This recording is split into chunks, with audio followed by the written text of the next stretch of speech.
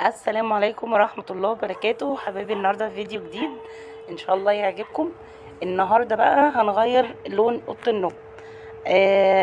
اولا سبب تغيير اوضة النوم، مع ان الاوضة معمولة او الشقة عموما كلها معمولة الوان كمبيوتر، بس اولا كانت الاوضة مليانة خرام كتير وتجريح كتير في الحيطة، مش باين في التصوير، بس بصوا يعني هتشوفوها.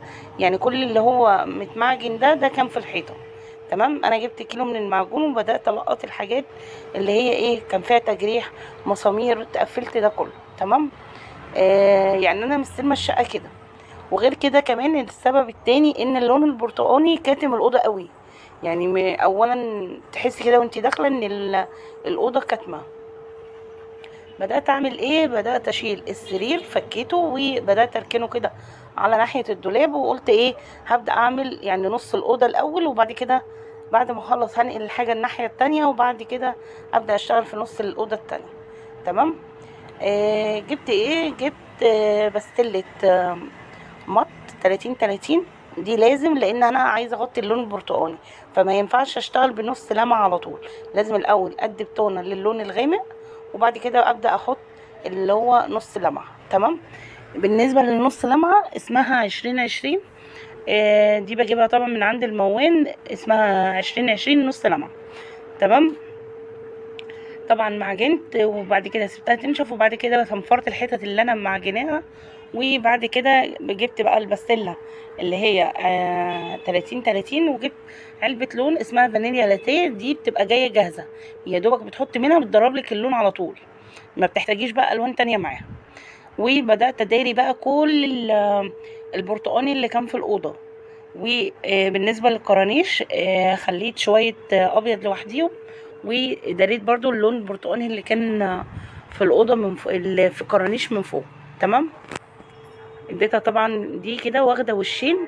اديت بس للبرتقاني لأن البيج مش محتاج، لأن يعتبر اللون اللي أنا هعمله الجديد قريب منه، فما حبيتش اهدر يعني في اللون آه، في البيج ان انا ادهنه تاني. دهنت بس البرتقاني، يعني غطيت الالوان الغامقه بس زي ما انتم شايفين كده. ده كده ايه شكلها من بعيد كده. دي كده لسه البطانه. تمام. ودي ايه الناحيه التانية طبعا لسه ما اتدهنتش. بالنسبه للسقف انا مش هاجي جنبه، هسيبه لان هو نضيف ما فيهوش اي حاجه. فهسيبه، حتى النقشه اللي فيها هسيبها مش هلغيها.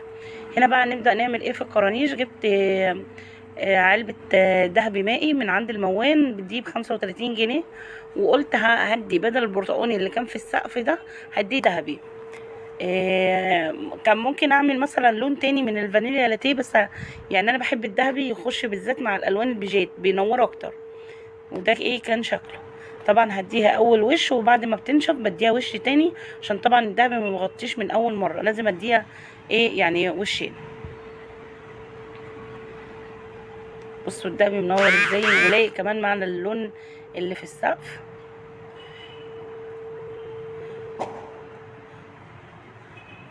بعد طبعا ما البطانه بتنشف معايا، ببدا بقى اجهز اللون اللي هو الفانيليا لاتيه في النص لمعه، وبعد كده بقوم مديه بقى للحيطه كلها نفس اللون اللي انا عاملاه، يعني الفانيليا لاتيه اللي هو الجديد. وده كده بعد ما خلصت الدهان. طبعا انا ما عرفتش اصور لكم وانا بدهن، لان انا اللي كنت بصور، فما ينفعش ان انا يعني احط التليفون على ستاند او كده واصور لكم. ده كده انا خلصت الجنب ده، اديته ال هو الدهان نص لمعة. وده كده كان شكله. طبعا الجزء ده لسه، وده كده خلاص خلص معايا. هنا بقى نقلت الدولاب وفضيت وراه، ده كده الجزء اللي كان ورا الدولاب. لسه طبعا الصورة اللي في النص دي لسه ما اتعملتش. طبعا بصوا شايفين ورا الدولاب كان فيه لزق بقى وخرام برضو كتير. يعني بصراحة اللون على قد ما هو حلو والدهان منه نضيف، بس كان مبوظينه بكمية المسامير واللزق والحاجات اللي كانوا عاملينها في الحيطة. يعني هي الأوضة لو ما كانش فيها الخرام والحاجات دي كلها، انا ما كنتش فكرت ان انا ادهنها يعني. هي الشقه كلها على فكره كانت كده، يعني كلها متبهدله خرام ومبوظينها يعني. تمام. بدات بقى اشيل اللزق ومعجنت برضو الحاجات اللي هي متخرمه. بصوا هنا برضو لسه في خرام هسدها بس لما اخلص الجزء ده.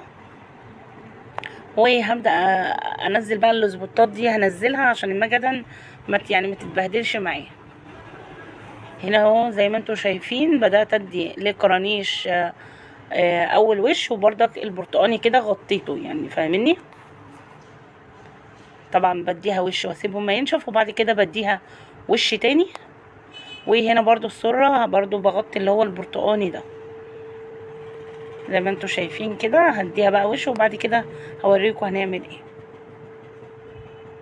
طبعا لو انتي بتدهني وفي حاجات انتي مش عارفه تجيبيها بالرولة الكبيره، لازم تستخدمي الرولة الصغيره عشان تقدري تتحكمي في الحاجات اللي هي ما بتقدريش تطوليها، يعني حاجات كده في الجنب كده لازم تعمليها. هنا خلاص بقى كنت خلصت وبدأت بقى ايه اعلق هنا. علقت هنا الستاير وخلصت الأوضة، وعلقت بقى الحاجات وحطيت كل حاجة مكانها، ورصيت بقى كل حاجة مكانها. هنا بقى كنت لسه بنصب السرير. اول حاجة علقت الستاير وبعد كده نصبت السرير، وخلاص الأوضة كده جهزت معايا يعني، ما خدتش مني وقت. هو يوم كنت مخلصاه يعني، انا بادئه فيها حوالي 4 العصر. على تاني يوم كنت فرشه. وده كده بعد ما فرشتها بقى وفرشت السرير ونصبت الاوضه. عايزه اقول لكم الاوضه نورت، حتى دخلت الاوضه بقت حلوه يعني. يمكن كمان الكاميرا ظلماها، الكاميرا مش مبينه حلاوه اللون. اللون حلو جدا وهادي، ويعني وسع الاوضه بطريقه حلوه جدا. هنا بقى بصوا خلصت الدهب من فوق، وبرده عملت السره كده من فوق برده. بقت الاوضه كلها ماشيه كده، الالوان كلها مع بعض. بصوا هبعد لكم بس شويه كده عشان تشوفوا درجة اللون. يعني انا كده نورت الانوار كلها عشان تشوفوها يعني. اهو ده شكلها.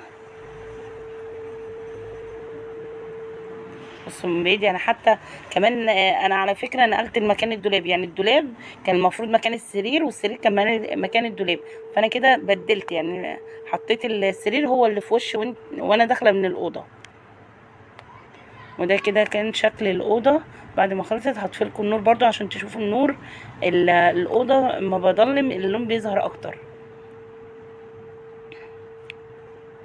الفيديو بقى لو عجبكم واستفدتوا منه ما تنسونيش بقى في اللايك طبعا والشير، واشتركوا في القناة. بصوا بقى اللون الصبح يعني وانا كده في ضوء الشمس. بصوا اللون هادي جدا، ما حبيتش اعمل فيها اي لون تاني. انا حابة ومرتاحة قوي في اللون ده، وحاسه كده ان العفش ناطق كمان في الاوضه، والستاير لايقه مع الاوضه غير الاول خالص. الاول كنت حاسه اني مش مرتاحه بصراحه. الفيديو بقى لو عجبكم ما تنسونيش بقى في اللايك والشير زي ما قلت لكم، واشتركوا في القناه، واقول لكم مع السلامه.